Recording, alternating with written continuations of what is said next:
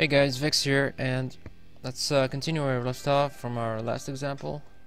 I think we covered sequences in line, and we stopped at show method example. So here's how you expose methods in the inspector and make them visible. You just annotate with show regardless of access modifier, but the method has to be an instance method. It can't be static. Now here we have a method with no args. Here we have one argument, and we're just setting it to the name of our game object.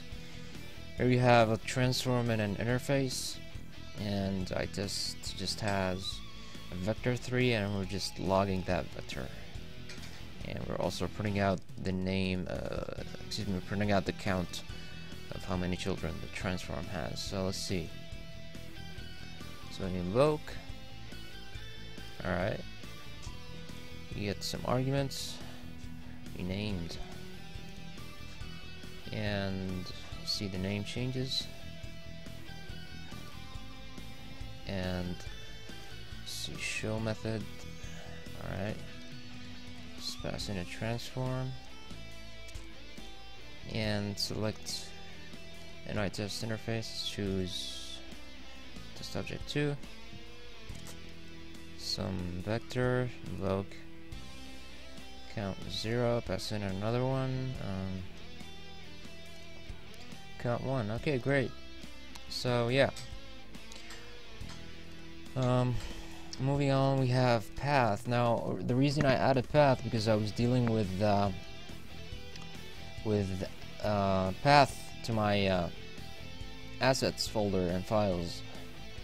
I can't remember why exactly, but basically what you can do is just drag and drop any asset file, and then you get the full path relative to the assets folder. Now you could choose an absolute path relative to your project folder.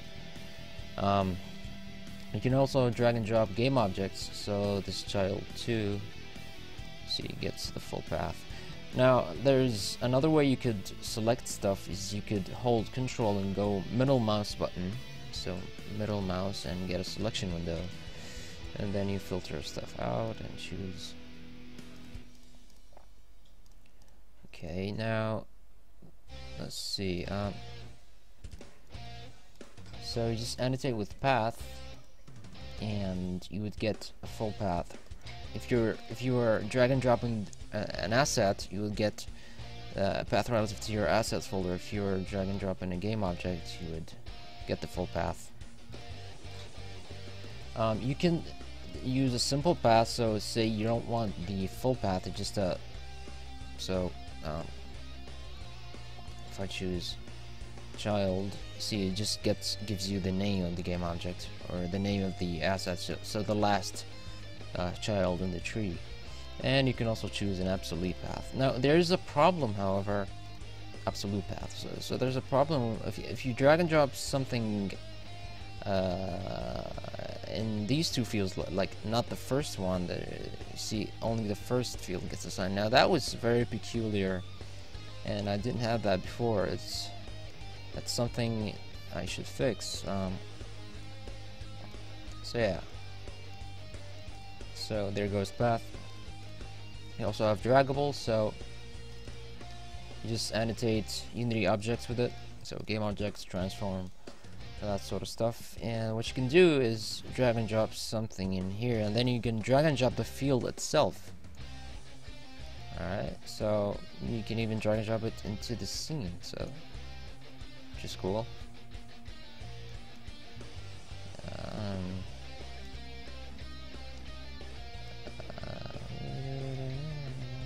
Yeah.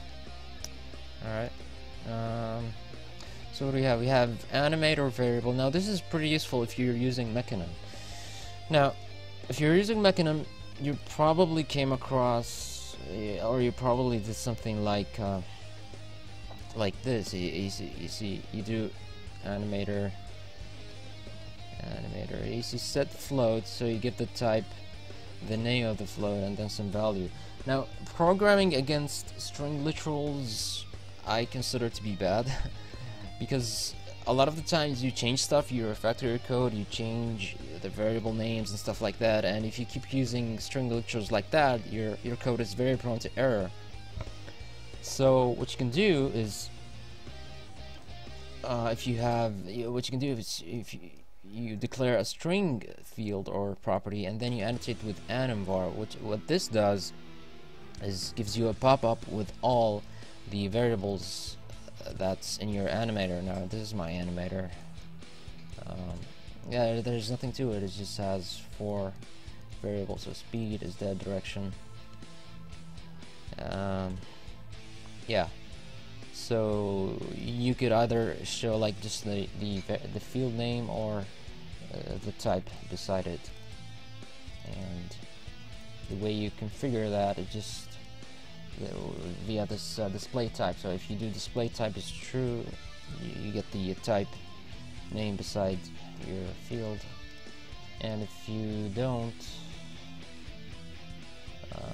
yeah, if you don't, you just get you don't get the field.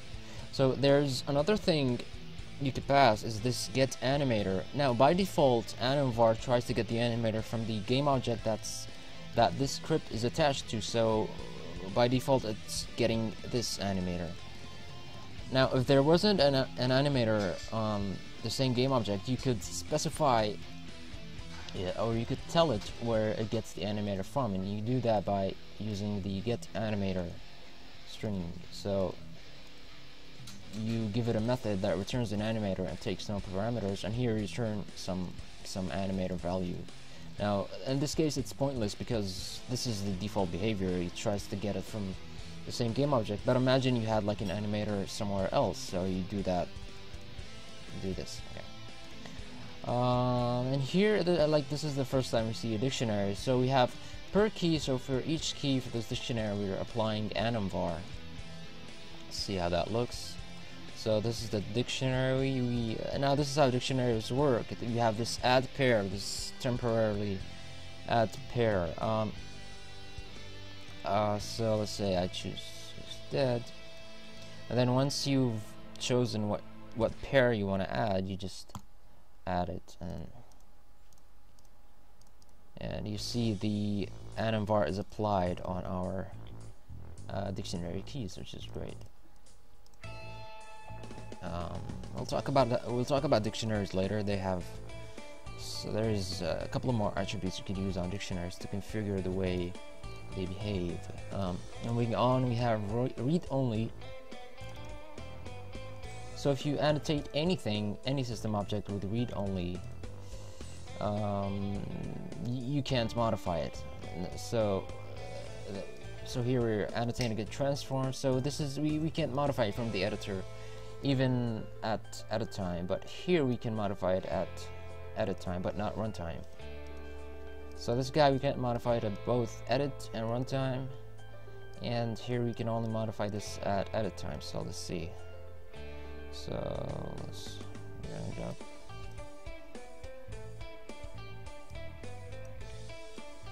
Okay, let's run.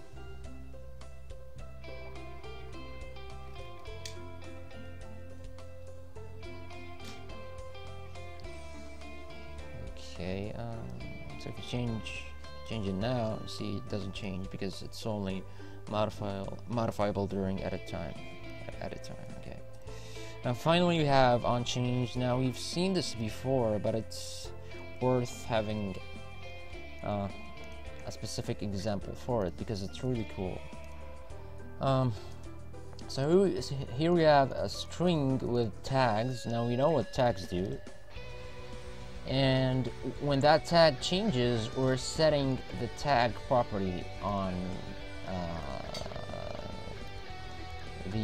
now tag belongs to I think it belongs to behavior. So tag is somewhere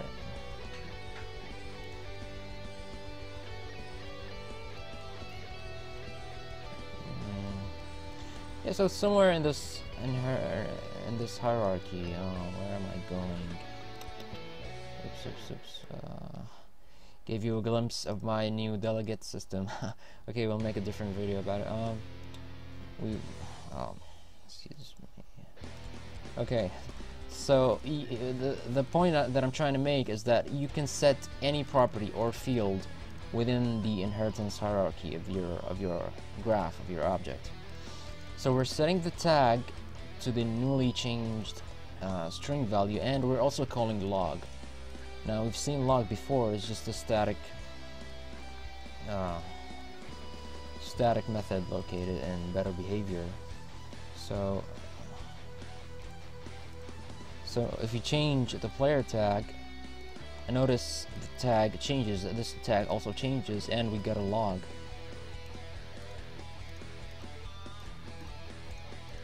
Great, okay. And we also have an array of vectors, so per item, so for each element. And when we change, so for each vector we're applying onChanged. So when each vector changes, we're gonna set the new value to our position. Now what is position? It's just a getter, a setter, and a getter, just an easy way to set the position of, you see I'm using a chaos transform. I'm using,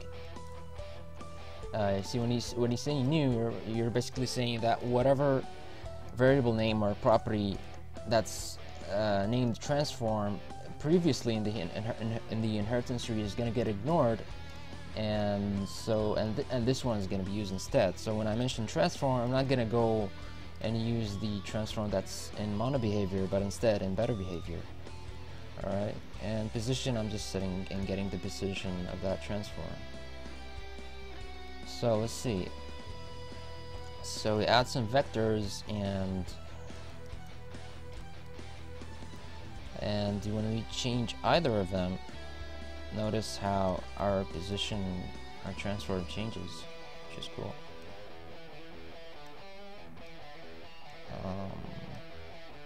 Yeah, so for a moment I thought that this would rotate the transform, but no, because for each vector in this list, in this array, we're setting the position, so they all manipulate the position.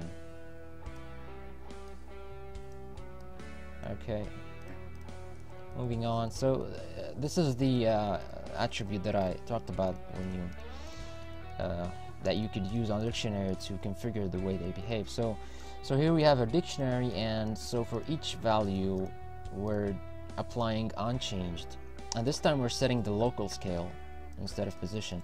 Now here, notice this IgnoreAddArea. Now in the previous dictionary that we use, I think here, yeah, notice the attribute, the AnimVar attribute applied on the key that's in this add pair. Now this is just a temporary object that lives in the editor. So let me show you. So dictionary drawer.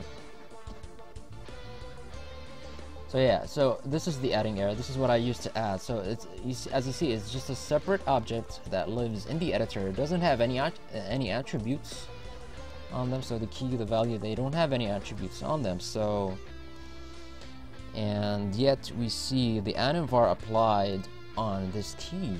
So what kind of sorcery is that? If you remember from the overview, I told you you could do some acrobatic moves. This is what I meant. Yeah, so you can use drawers on members that don't have any attributes on them. So this is what we see here. Basically, this key doesn't have any attributes, yet when we draw it, see, member field, we're doing in a member field. Now I'll talk about this in detail later, but just to show you, so we're drawing the key and we're using the same attributes that we got from the dictionary, which is pretty cool. So let's go back. So yeah, when you do an ignore, you're basically saying that, hey, I don't want this attribute to be applicable on the adding area. Alright, now we said that because if we apply OnChanged to the adding area, well, the adding area object doesn't have a local scale. Like, what is this local scale, right? So basically this property or field will be will be fetched from the how do you say, like from the target that you're drawing, that your drawer is targeting. So in this instance, the target for our drawer is this better behavior, so we can do that. We can give it this position because it belongs to better behavior, right? But the target for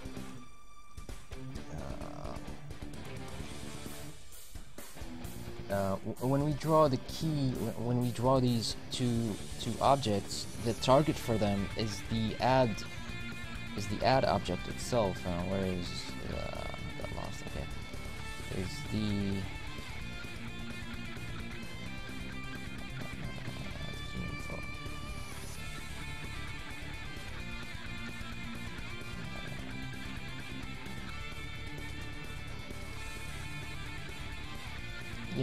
yeah. So the target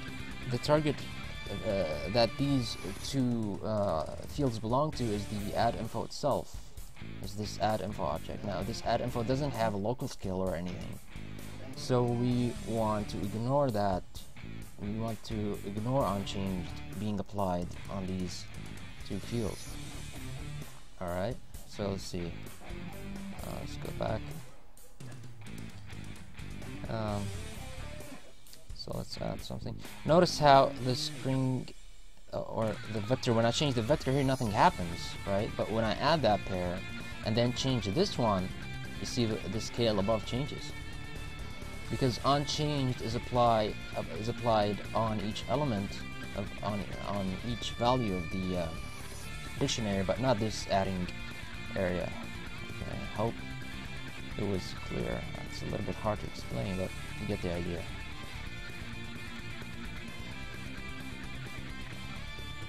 I think we've covered everything now.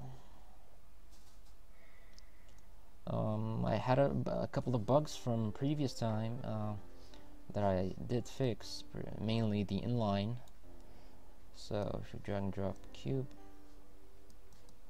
basically I wasn't updating the target of the inline target.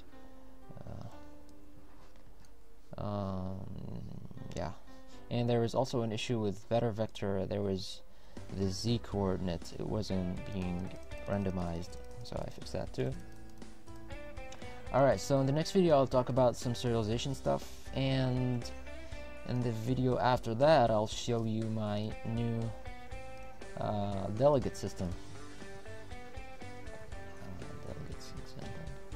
So I have a brand new delegate system that you can use with the Vexe framework. See you then.